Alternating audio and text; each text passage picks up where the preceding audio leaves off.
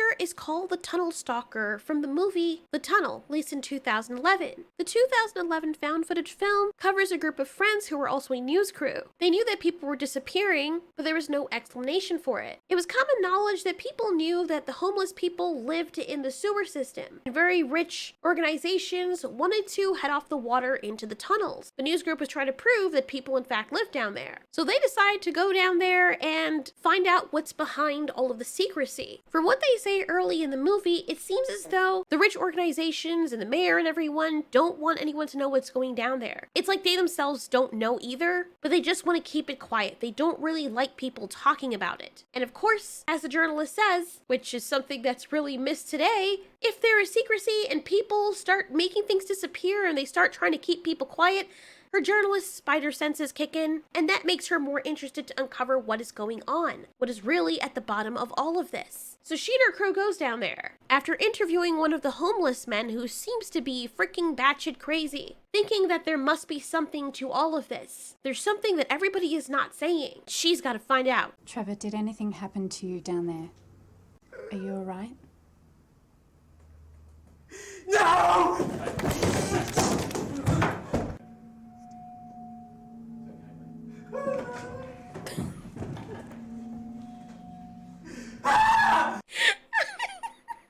Jesus Christ. Oh, lordy me. Like, okay, I know he's doing his best, but holy shit, how is that not a meme? Well, with Trevor having lost it, I mean, this is typical behavior for a lot of people who are homeless because they've seen some things, so I wouldn't be the least bit concerned if they were, unhinged. I've met a lot of them. But the news lady's like, you know what? There's something to this, why this guy is acting like this. Even though he's a homeless person that hasn't socialized with people in a long time, has probably seen some shit and is probably on something. They started hearing funny noises and then one of their friends just goes missing. For the entirety of the film, they can't find him. The man's name is Tangles. He's their audio guy. And what's really spooky is that before he went missing, he started telling the others that he was hearing something in the audio that they couldn't hear on his headphones. When the news girl had hit the bell, that was supposed to be a warning sign in the ancient times that there was something happening, and everybody else tried to pick it up. Tangles, the guy who went missing first, the audio guy, said he heard something weird in the audio, and he thought that his friends were screwing around with him. I feel like I'm Mr. Ball in here. It's just... So when their news lady friend hit the bell again, he listened again and then told one of his friends to listen to what he was hearing. And just in case he was going crazy, which is, very sensible. I would have done that too and asked people, hey, do you hear this? Later, when the news lady named Natasha listens to the audio, she hears something very spooky. And this is what Tangles heard moments before he was taken away. Yep, ready to go.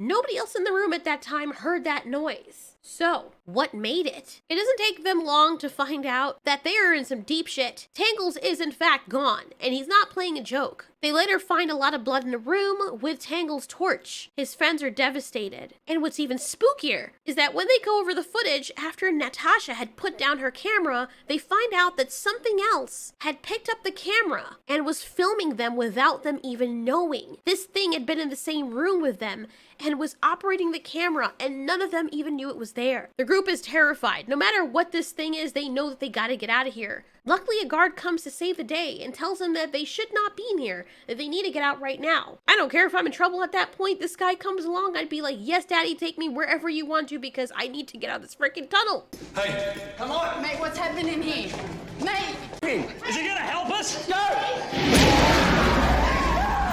Yeah, the group soon finds out it's not just a regular person just pulling shit strings. I mean, there's a frickin' monster cryptid down there that's frickin' hunting people and probably is responsible for having eaten their friend. They all hide and tell each other to turn off their lights, but they never do. Later, while they're hiding, they find the security guard, at least I'm guessing that's him, or some other person, with their eyes cut out. Previously, they'd also found a room with human eyes piled in a corner, And then they find this guy with his eyes missing. Whatever this thing is, it has a heck ring for eyes, I guess, and this is really disconcerting to the group. When they're making a decision to help this guy who can't see anything in this water, it doesn't take long before they hear a strange noise. Oh, I could just imagine being the man sitting there with your eyes all plucked out, and then you hear this noise behind you as you're in this water up to your chest, can't see anything, you're down there and you think you're alone, and you're terrified. Oh boy.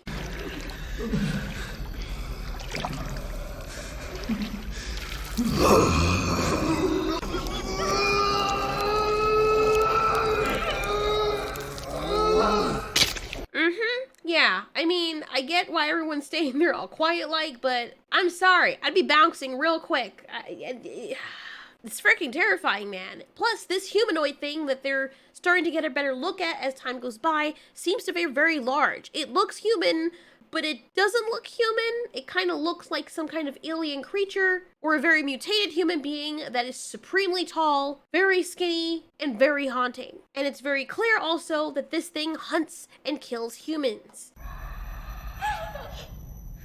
Why would you make a noise? What? I don't understand. Do people not have... I'm sorry, are some humans stupid? Are they just wired to be the failures of natural selection or something? Because you know that you're in the dark. Your first inkling, your number one priority is to be as quiet as possible. Yet, while the creature is still there, you decide you're going to make a little whimpering noise so it can hear you for the sake of dramatization. I cannot stand when movies do this. I think it would have been a lot more terrifying if they were being as quiet as possible and the creature heard them anyway. That would have been more terrifying than this bitch trying to get everyone killed, making a whimpering noise when you can just stay quiet. It is really not that hard. Unless something is wrong with your body or adrenal system. When humans, who have long since been prey animals from our ancient ancestors, know that they're in danger, they stay quiet. It's supposed to be second nature to some people, but I guess that was bred out since natural selection really isn't a thing with human populations in today's society.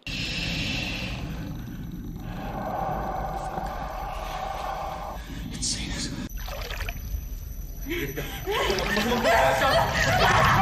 See, all that screaming and carrying on could have been avoided if you just shut your frickin' mouth. After their friend Pete is grabbed by this creature, somebody enhances the clip so we can see this creature a little bit closely. And it turns out this entity is basically just a human being who is just really tall and does not like the light. Clearly, it's a race of people who have evolved down here, possibly for hundreds of years. You see, my first thought was alien because everyone thinks that, but I think it's kind of like the Cave or the Descent. We're separate from the rest of humanity. They're a group of people that just got stuck down here or something and they survived and then bred, and now a bunch of them can see in the dark, hear very well, and they feed off of people because that's their only food source. And the tunnels of Sydney are so vast that if someone went missing down there or someone was living down there, according to what they said in the beginning of the movie, it's like finding a needle in a haystack. Not really sure why they take out the eyes. They probably do this for fun rather than sustenance or necessity. Maybe they're training their young ones to learn to hunt their prey and making it easier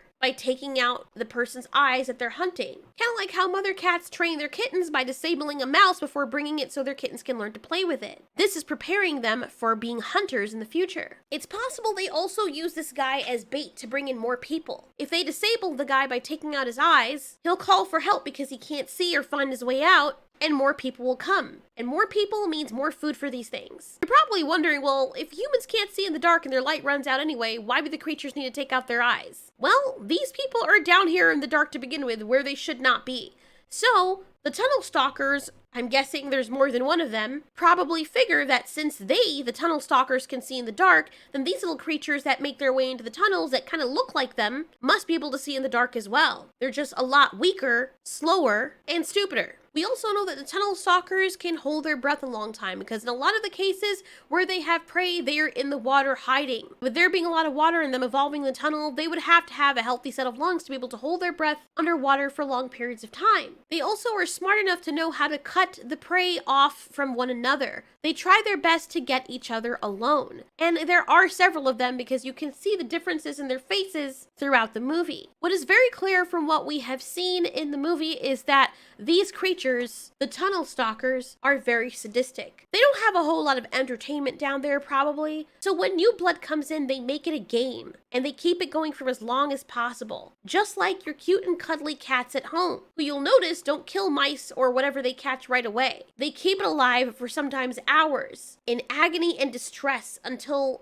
a lot of the times the creatures just die from exhaustion and shock and terror. This is a terrifying, nightmarish creature, and what made it so fascinating in this found footage film is that you didn't know much about it. They didn't give a backstory to it, it's just something people encountered, and they have no idea what it is. They experienced it, they know it exists, and that's basically it. And for some reason, I think that is a lot more interesting than something they give us all the answers for, or something that people manage to beat. Anyways, what do you think about this cryptid? Where do you think these things came from?